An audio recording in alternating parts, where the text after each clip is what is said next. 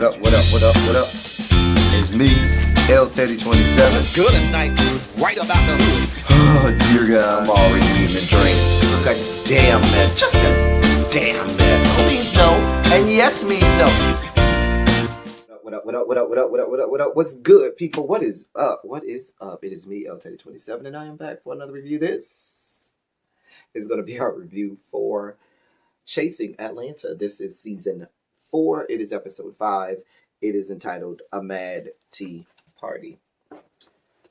Now, let me say this.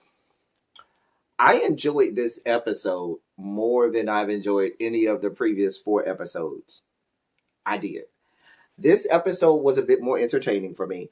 Not because of what happened at the end. That is not what made it more entertaining for me. Because that part I didn't really care for. But just overall, I liked how the episode was put together more. It still had its boring moments, but we'll go from there. So we started off with Lauren. Apparently she's back. You know, she took a Pete Lamborghini to go out to race with China and brought the race to China just to race with China. She went and did all of that. Anyway, she is back. Now, anybody notice, like, I was like, what's going on with her lip? Like, what that movie, was that the Nutty Professor? Not, is that the Nutty Professor? The movie with, Eddie Murphy. I think that was the Nutty Professor. Wasn't it? Where, you know, he was fat and then skinny, then fat. And then remember one time he got skinny and then he started to morph back into the fat one and his lip, like, got big or whatever. I felt like that, something like that was happening with Lauren. Because I don't know, baby, you done had a little too much work done. Baby, you need to tone it down. Let it go, honey. Baby, you need to let some of these surgeries go, honey. Something was going on with her top lip, and it just was not cute to me. Then she had the nerve to call. I think she said she called her daddy and said she was in the Uber. Now, girl, Lauren, Jaylon, or any combination of whatever name you want to be called today. How the fuck you in the Uber coming from the airport, but you being filmed? Who's filming you? Because the Uber driver is driving. Come on now. You should have just said, I'm on my way from the airport. You ain't have to make up this lie about being in the Uber. Just say, and Dario came and picked me up from the airport, and we on the way home. And, you know, because clearly there's somebody in the passenger seat that's filming you. Girl, if you don't sit your lying ass the fuck down somewhere, I was like, girl, stop playing with our face like that with your dumb shit. Talk, oh, I'm in an Uber. How? And y'all drove around that airport, must have been like 5 or 6 times. Like, you think we want to go notice y'all kept on going around the same place over and over and over again? Maybe it was the magic of editing. Girl, stop playing in our faces with your dumb shit. Anyway, I really didn't care what she was talking on the phone with her daddy about. I don't listen. And this is the part that made the episode boring. Why is Lauren, whatever her name is, still on this show? Why is she there? First of all, she is the first cast member you see on the opening credits. Nobody cares about her at this point. Like, every time she comes on screen, I'm like, it's time to go to the bathroom. I'm like, it's time to go, you know, freshen up my drink or something.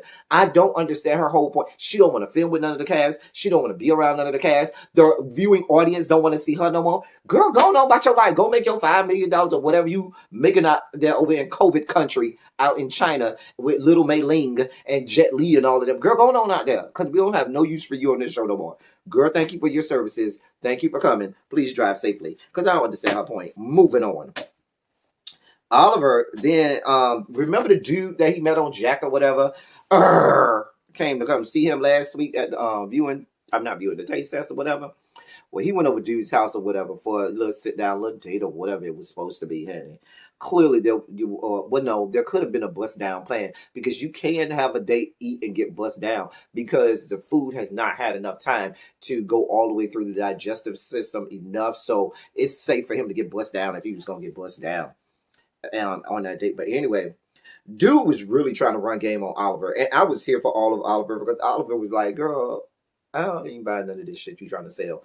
Like, you trying to make it sound real good. You trying to use some real cute words, but I'm not falling for the sauce. And I really liked Oliver in this moment. I was here for Oliver. I was like, And the other thing is, Oliver found out that he actually used to talk to, and I mean talk to, he used to bust down Q or whatever. Or they used to bust each other down. I don't know who busted who down.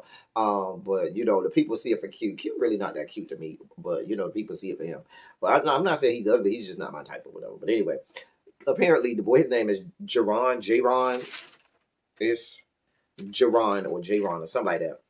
Anyway, him and Q used to bust each other down.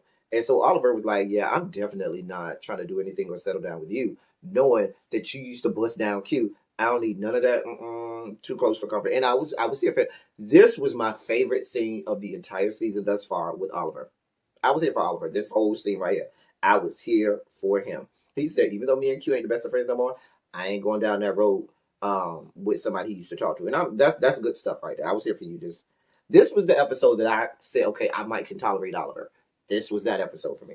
So then we see Troy goes to this. He apparently is leasing out a studio because he wants to do bigger things with, I guess, some of his platforms where he goes live on Instagram or YouTube and stuff like that. And he's trying to, step his game up and really get serious about that. I mean, and if you are spending money to do that, that's a good thing. I'm here for it, Troy. Do your thing. Listen, bro. Make your money, make your coins, do it how you got to do. So Dominique comes and Troy tells Dominique, listen, I'm not having a field day no more. I'm just going to do a birthday dinner. Let's sit down dinner. And he said, everybody in the cast is invited. Everybody, even Lauren, even Q, everybody's coming. Everybody's invited. And he said, but it won't be no carrying on at my party. It ain't going to be all of that. And I'm like, if you inviting people who don't see it for each other, don't like each other, and you're going to have them in close quarters and intimate spaces with each other, how are you going to keep this thing from not popping off? But y'all, I don't know. I'll be trying to make stuff make sense. Oliver then comes. Now Oliver, they talk about the y'all know what situation they talk about. This one.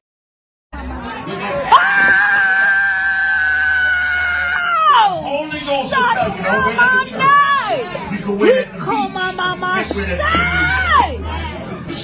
I wish somebody help me. Yeah, that one. Y'all know. But I'm going because there was pertinent information that we learned new about it. I can discuss it instead of just doing this. Holy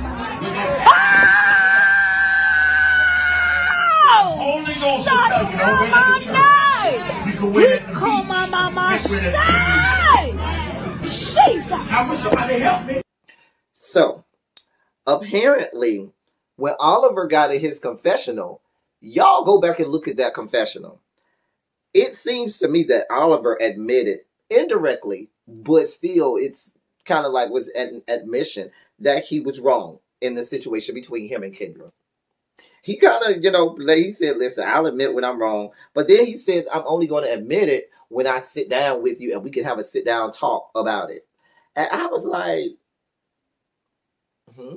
Then he said, well, it's been over a year. You just need to get over it. And I was like, no. Boo-boo. Boo-boo. That's not how that works. Now, if you know you've wronged someone, then you just need to go ahead and make it right. And if Kendra don't want to sit down with you and you know you was wrong and you know you wronged her, there are ways, mechanisms, and avenues with which you can go ahead and let it be known to Kendra, hey, I was wrong. I apologize. It's my bad. I want to make it right because I know it was me and I was wrong.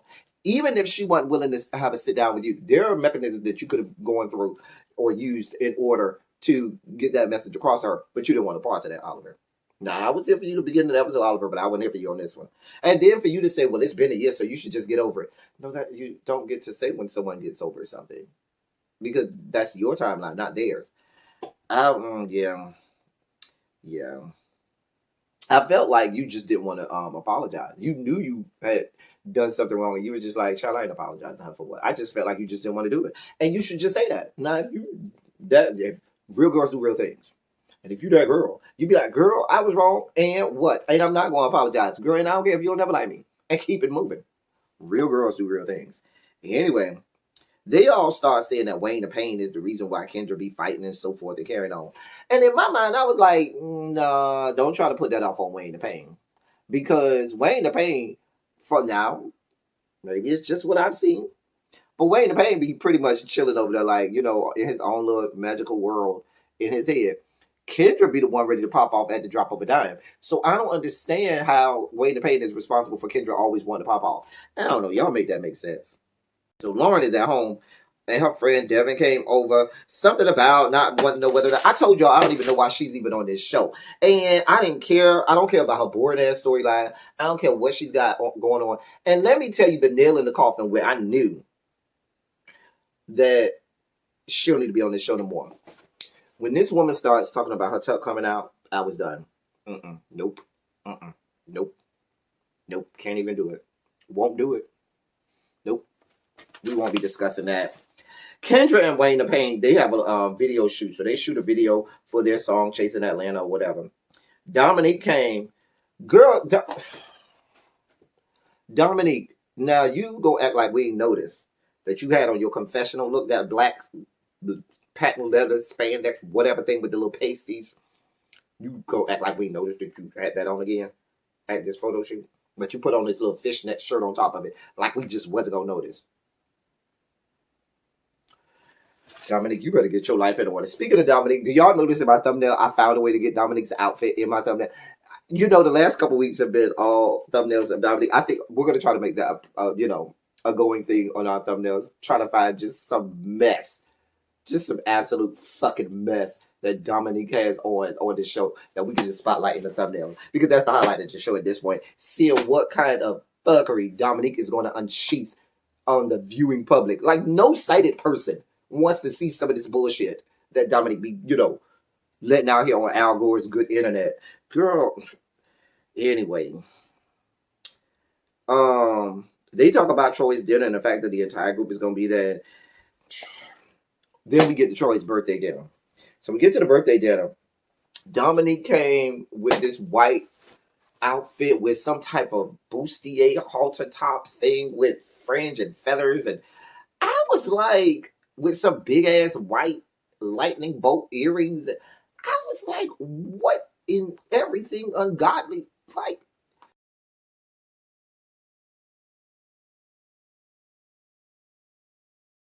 y'all get her. Y'all seen it. Y'all get her. Please get her.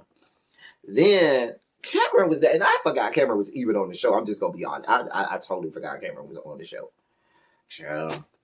Lauren did not come, neither did Q.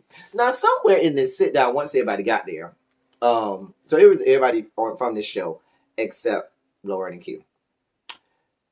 Now, so everybody's sitting down, right? And then there was some edible arrangement. Now, help me understand how Lauren knows that this is Troy's birthday party, but you sending edible arrangement gifts to Oliver at Troy's birthday party. Told y'all that hold on need to be on this motherfucking show, but we're gonna keep it moving. Everybody was talking about this, that, and the third. Kendra was saying her piece about how she felt about everything and this, that, and the third. Y'all know she be rah, rah, rah. Every time she start talking sometimes, I be hearing Lady Gaga rah, rah, rah, because she always rah, rah, rah. I'm like, please, mama, girl, we just trying to eat. That's all. Can we just eat and not have all of this carried on? Can we go anywhere and just eat? Like, girl, a bitch is hungry. We'll get there later. So Oliver then starts talking out of nowhere. Kendra just would have no parts. So now, Kendra, you got your chance to talk.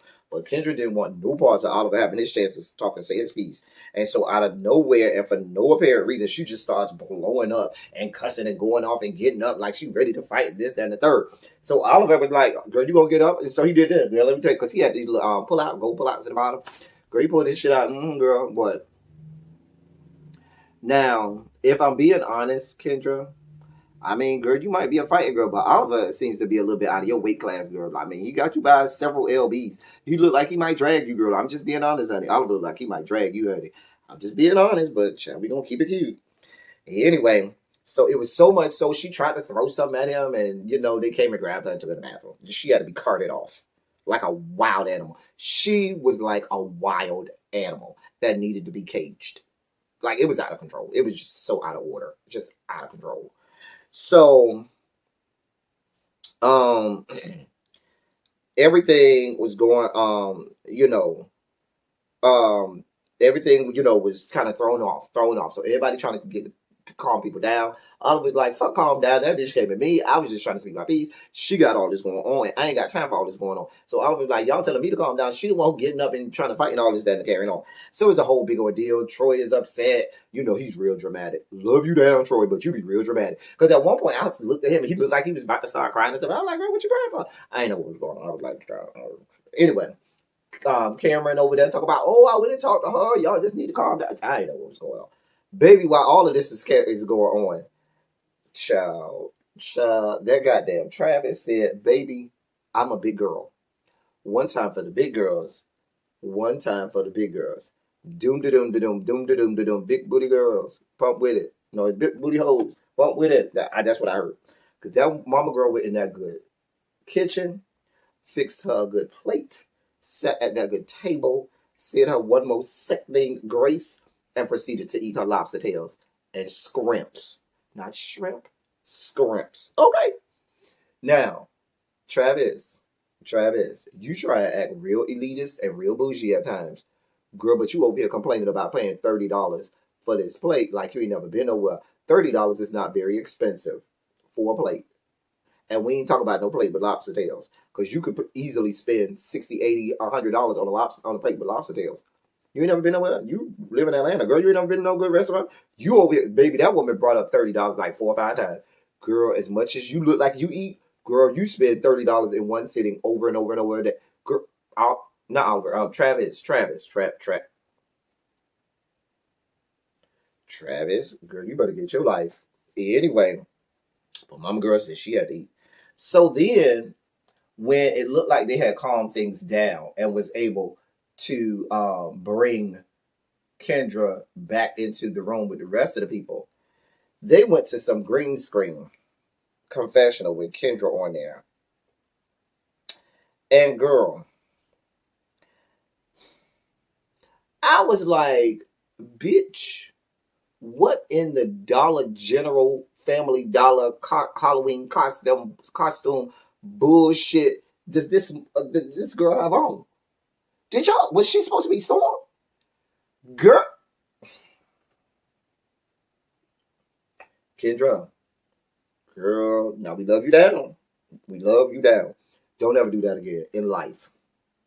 Girl, whatever Dollar General you bought that costume from, girl, you need to take her back, honey. Girl, whatever Family Dollar, dumpster that was laying in, you need to go put her back in there, honey. That was I was like, what the fuck? Girl, I can't. Anyway, so then Kendra, when she came and sat down just for a couple seconds, Oliver tried to say, they were saying, all right, we just gonna be peaceful. Oliver said, I ain't got to be peaceful because she already ran up on me. Kendra then gets up, throws something, and busts Oliver in the face with it, and then all bets were off. Kendra went to try and fight Oliver. Wayne the Pain went to go try and fight Troy. And listen, now Wayne, love you down. But baby, Troy had people waiting in the bushes. Baby, Troy friend with the little dreads or whatever was there and was here for you. Baby, he gave you that work way to pay. Baby, mama said, oh no, you won't be running up on my friend today. You will be catching these good hands, honey. Baby, by the time I looked up, Troy's friend was giving way in the pain, 2 to the head, 3 to the body. I was like, oh girl, oh, bitch. Listen. Girl, the way they was dragging Kendra by her hair, Kendra looked all disheveled. Now, for Oliver to be the one that y'all was trying to fight, baby, Oliver was sitting over there. Not one hair was out of place, not one crease in her clothing. She was over there off to the side, like some of us elitist girls do when we look at you girls trying to fight. We be like, girl, I'm gonna be over here to the side. Y'all let me know when y'all finish carrying on because we ain't got all the time. We ain't got that kind of time. You know, as those of us girls who don't get into all of that fighting and foolishness. That's like me. You know, like Oliver, like Candace from Real Housewives of Potomac, girl, we're too good for all this fighting and carrying on. No, we ain't doing none of that, honey. We finna sit down and look pretty and not be bothered, girl. Y'all going on over there with all that fighting and carrying on. Do all that bullshit now. Child, it went on from there. Child, I enjoyed this episode, not for the fight, but like I said, it was parts in it that I really could get with, and I was like, okay, Rico is always, I always like when Rico comes on screen because I like Rico gives me a little break from the fuckery and the foolishness and the mess. So I be here for when Rico comes on screen. I'm only here for Dominique to see what the fuck he's going to cart out of that closet that he got in there, because I don't know what kind of Alice in Wonderland rabbit hole closet he has over there that he be pulling stuff out of to dawn internet. It be looking a mess. Y'all talk to her about that, please. If y'all can, tell her come watch my video and just get some advice. Mommy, don't wear these clothes anymore. Just wear regular clothes, please. Can you look normal? Dominique, just look normal, please. Anyway, y'all, that's all I got until the next week. Child, y'all know now that they don't have to fight. Girl, this whole fight is finna carry all the way from now until the reunion. That's what we got to look forward to. That's all I got for y'all. Until next week, thank y'all for coming. Y'all drive safely.